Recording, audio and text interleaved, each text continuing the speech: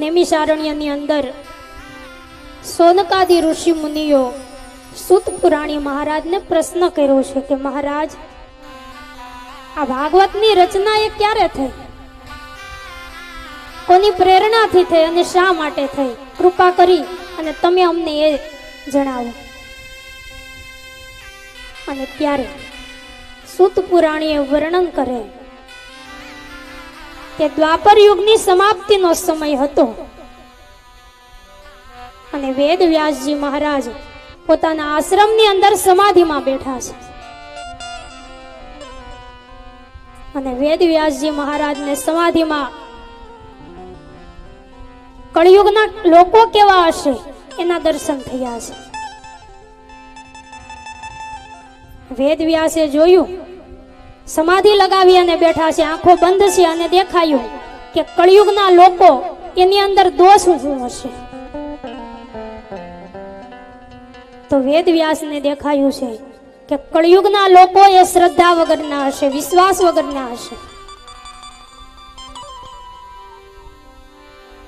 અને કળિયુગના લોકોના સૌથી મોટો દોષ છે કે આજે કોઈ પણ માણસને બીજા માણસની ઉપર વિશ્વાસ નથી, ભરોસો નથી, શ્રદ્ધા નથી. આજે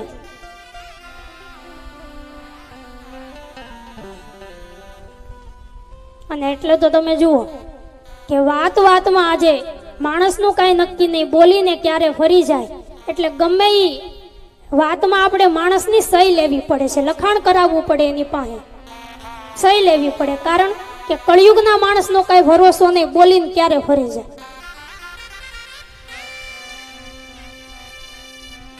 કળિયુગના લોકોના બીજા ક્યાં દોષ હશે? તો વેદ વ્યાસને એવું દેખાયું છે કે કળિયુગના લોકો એ તકલાદી હશે, શક્તિ વગરના. પેલાના લોકો તમે જુઓ, એનામાં શક્તિ કેટલી, તાકાત કેટલી હતી, કામ કેટલું કરતા હતા. અને હવેના લોકો જોયો, પેલાના વડીલોને પૂછો કેટલું કામ કરતા ને તોય થાકતા નહોતા. પણ હવે તો આપણે થોડુંક કામ કરીએ ને થાકી જઈએ છીએ. પેલા જેવા તો હવે કામે નથી રહ્યા. કળિયુગના લોકોની અંદર બીજા કયા દોષ હશે? તો વેદ વ્યાસજી મહારાજને દેખાયું છે કે કળિયુગના લોકો એ અલ્પ આયુષ્ય વાળા થશે, બહુ ટૂંકી ઉંમરના લોકો થશે. અને આજે તમે જુઓ કે 30, 35 વર્ષના લોકોને હાર્ટ એટેક આવે છે. ભાગવતમાં તો એવું લખ્યું છે કે કોઈ ગામની અંદર 30 વર્ષનો માણસ જીવતો હશે તો એ એક આશ્ચર્યની વાત ગણાશે. આટલી ટૂંકી ઉંમરના લોકો થશે.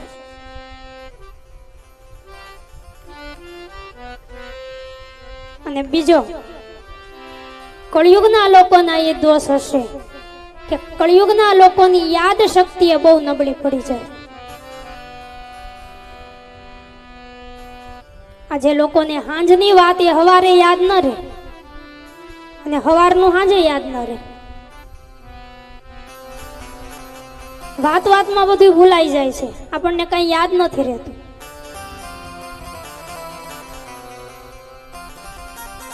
પણ યાદ જે રાખવા જેવું હોય ને એ જ આપણને યાદ નથી રહેતું, બાકીનું તો બીજું ઘણું આપણને યાદ રહેતું હોય. જીવનમાં જે ઉપયોગી છે ને એ જ આપણને યાદ નથી રહેતું.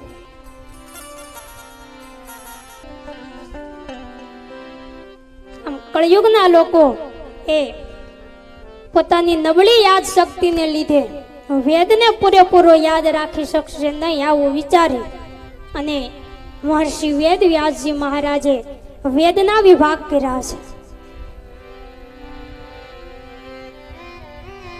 17 પુરાણોની પેલા રચના કરી અને 1 લાખ શ્લોક વાળું મહાભારતનો ગ્રંથ લખ્યો છે.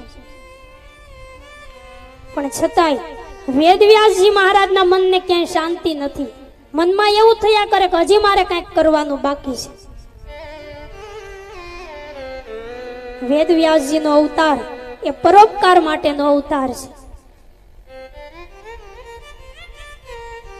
17 પુરાણોની રચના કરી છતાં પણ મનમાં આમ શાંતિ ને કે હજી કંઈક કરવાનું મારે બાકી છે, હજી કંઈક ખૂટે છે. આમ ઉદાસ થઈ અને આશ્રમમાં બેઠા અને બરાબર એ સમયે નારદજીએ ફરતા ફરતા વેદ વ્યાસજી મહારાજના આશ્રમે આવે છે.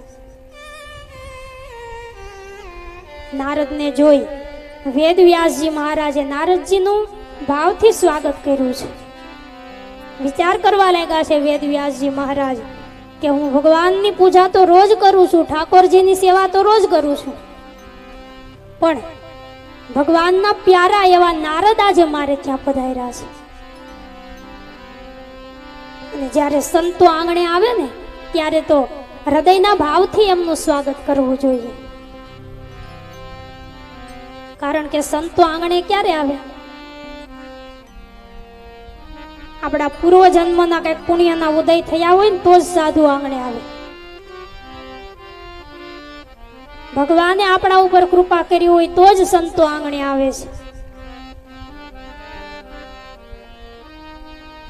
અને ઓચિંતાના જો કોઈ સાધુ રૂપ કોઈ સંત રૂપ આપણા આંગણે આવી જાય ને તો માનજો કે આજે ભગવાને આપણા ઉપર ખૂબ કૃપા કરી છે. કોઈ સાધુ કે કોઈ સંતને જોઈને મનમાં એવું ન વિચારતા કે આ કંઈક માંગવા માટે આવ્યા છે. નહીંતર ઘણા લોકોના મનમાં એવું હોય, કોઈ સાધુને જુએ સંતને જુએ એટલે એમ થાય કે હમણાં આવીને કંઈક માગશે. ઘણા લોકો તો એવા હોય કે આમ સંતો આમ શેરીમાંથી હાલ્યા આવતા હોય ને જોઈ જાય ને એટલે ઘરનો દરવાજો બંધ કરી દેતા હોય કે હમણાં બાવો આવીને કંઈક માગશે. પણ આવું કરીને આપણે બહુ મોટી ભૂલ કરીએ છીએ. આપણે આપણા ઘરનો દરવાજો નહીં પણ આપણા ભાગ્યનો દરવાજો બંધ કરીએ છીએ. કારણ કે સંતો એ ક્યારેય આપણી પાસે કઈ માંગવા આવતા નથી, એ તો આપણને દેવા આવે છે. અને આ જગતના સાધુ અને સંતોને આપણે આપી શું શકવાના? કે જે લોકો આ દેશના ઘડતરને માટે પીપળાના પાન ખાઈ અને જીવન જીવી ગયા, એ સંતોને આપણે કઈ આપી શકવાના નથી. સંતોની જોડીમાં તો જેટલું આપણે નાખીએ ને માત્ર એ દીધેલું લઈને નહીં પણ આપણા ઘરની દરિદ્રતા લઈને જાય છે. જ્યારે ભગવાન કૃપા કરે ત્યારે સંતો આંગણે આવે છે. એટલે સંતોને જોઈને ક્યારેય મોઢું ન ફેરવું.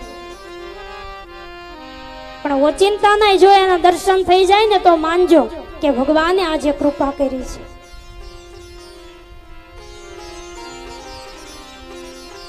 કારણ કે આ જગતમાં જેને જેને સંતોનો સંગ થયો છે, જેણે સાચા મનથી સાધુની સેવા કરી છે, એને જ જગતમાં પરમાત્મા મળ્યો છે. સંતોના સંગમાં રહેવાથી તો જીવનનું પરિવર્તન થઈ જાય છે. એટલે જો આપણે સારું ઈચ્છતા હોય કે આપણું સારું થાય, આપણા પરિવારનું સારું થાય, તો હંમેશા સંતોની સેવા કરો, એના સંગમાં રહો.